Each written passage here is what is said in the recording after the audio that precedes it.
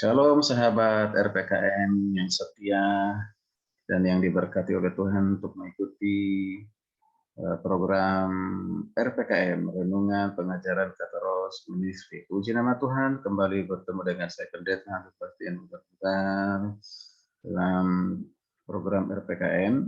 Saya percaya setiap kita tetap merindukan akan kebenaran firman Tuhan, sabda Tuhan. Karena firman Tuhan adalah pelita bagi kaki kita, terang bagi jalan kita. Jangan lupa selalu berkata, aku kuat karena Tuhan, aku kuat karena firman Tuhan. Itu menjadi motto kita dalam program 7 menit bersama RPKM.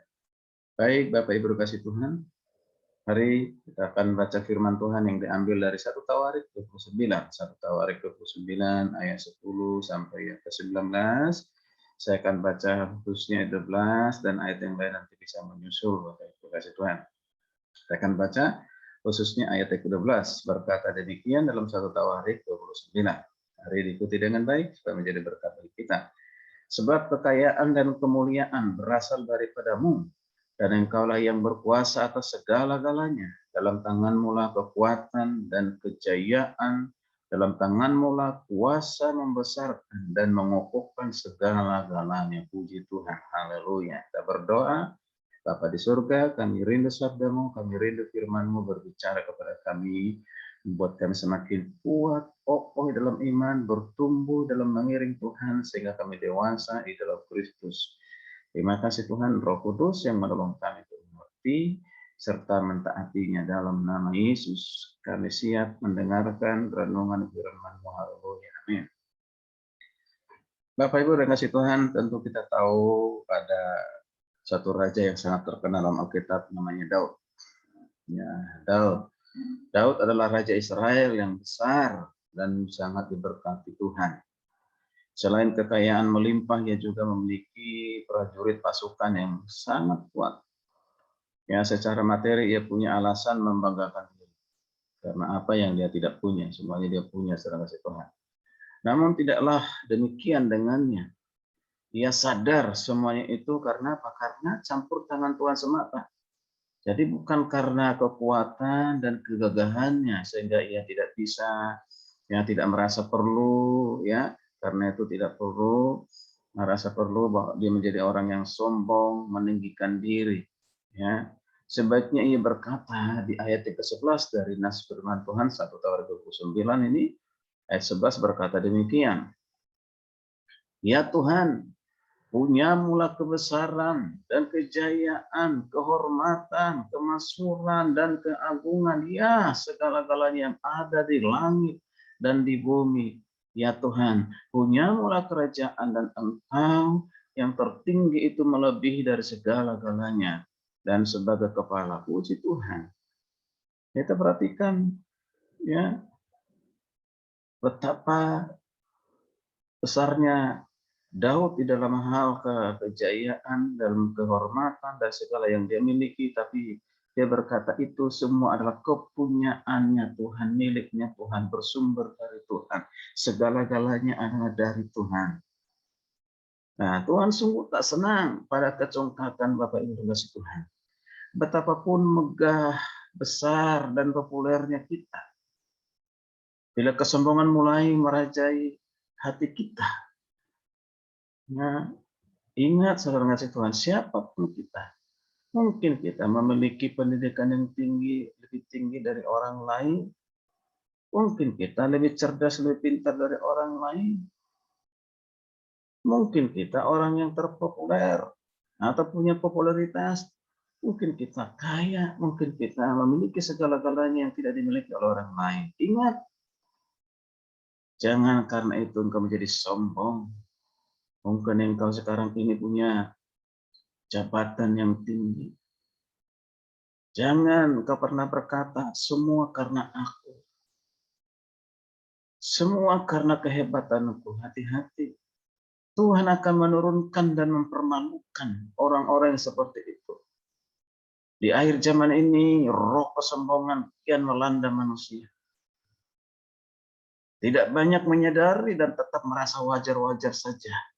Padahal ketika karir, studi, bisnis, pelayanan, mulai sukses, dada kita mulai membusung, dan saat berjalan pun kepala kita tegak mendongak ke atas, hanya melihat ke atas. Terima kasih Tuhan. Dalam bersosialisasi pun kita mulai pilih-pilih teman. Kita tidak mau lagi bergaul dengan sembarangan orang, melainkan hanya dengan teman-teman menurut kita yang selevel dengan kita. Nah, saudara kasih Tuhan, hati-hati, saudara kasih Tuhan.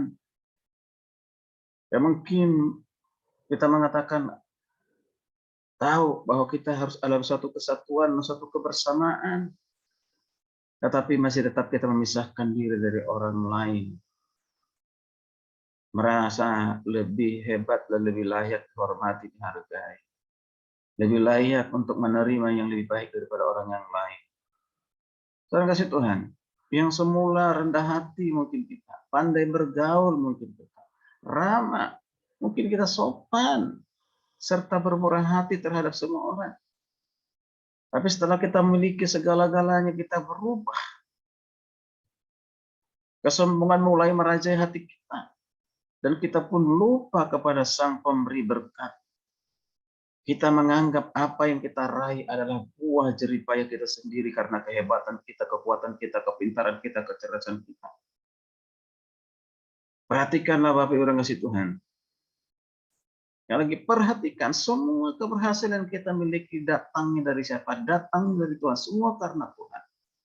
Dan semuanya adalah kepunyaannya Tuhan. Kita hanya itu semua karena kasih karunia untuk kita bisa menikmatinya. Perhatikan di sini. Kembali kepada Daud. Walaupun Raja Daud demikian terkenal, dia tetap mengakui bahwa segala sesuatu datangnya dari Tuhan. Dan itu adalah miliknya Tuhan.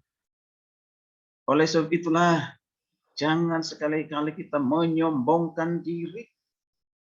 Lagi jangan sekali kita menyombongkan diri, siapapun kita, apapun yang kita miliki sekarang ini, ingat itu semua karena Tuhan. Karena Tuhan, marilah kita memiliki sikap rendah hati. Sikap rendah hati itu ditunjukkan dengan apa? Ya, ramah, sopan, beretika. Lebih dulu kita memberikan hormat, menghargai orang lain, menerima orang lain. Nah, ini penting sekali saudara kasih Tuhan. Di akhir dari renungan ini, maka saya baca satu firman Tuhan diambil dari Obadya 1. Obadya 1 ayat 4 berkata demikian. Sekalipun engkau terbang tinggi seperti burung Raja Wali, bahkan sekalipun sarangmu ditempatkan di antara bintang-bintang, dari sana pun aku akan menurunkan engkau. Demikianlah firman Tuhan. Haleluya, puji Tuhan. Jangan sampai kita diturunkan dimanapun kita berada. Mungkin kita sudah di atas oleh karena uang yang kita miliki, jabatan yang kita miliki, pendidikan yang kita miliki. Engkau tetap sama dengan orang-orang yang tidak mempunyai seperti itu. Tetaplah rendah hati, saudara Tuhan. Tetaplah memiliki sikap rendah hati.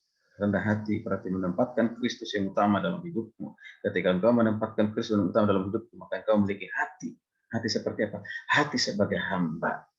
Hamba yang melayani, bukan untuk dilayani. Jangan sekali-kali engkau mengharapkan harus melayani lain dalam hal apapun. Dalam hal apapun selalu berusaha untuk melayani, bukan untuk dilayani. Jangan menempatkan diri engkau sebagai raja yang harus dilayani.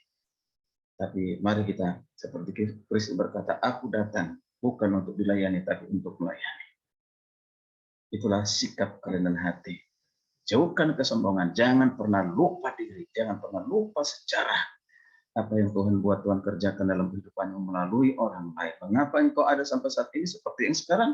Ingat, ada campur tangan Tuhan melalui orang lain. Melalui siapa? Bukan karena kehebatan. Puji nama Tuhan, kiranya renungan ini kalau menjadi teguran, kekuatan, berkat bagi kita semuanya. Jika ini menjadi berkat, silakan di-like, dibagikan kepada orang lain sehingga lebih banyak lagi diberkat. Dan supaya program 7 menit bersama renungan pengajaran Kapas Ministry ini bisa tetap berjalan, jangan juga lupa di-subscribe. Puji nama Tuhan, selamat beraktivitas, shalom, Tuhan Yesus memberkati kita sekalian. Salam sehat.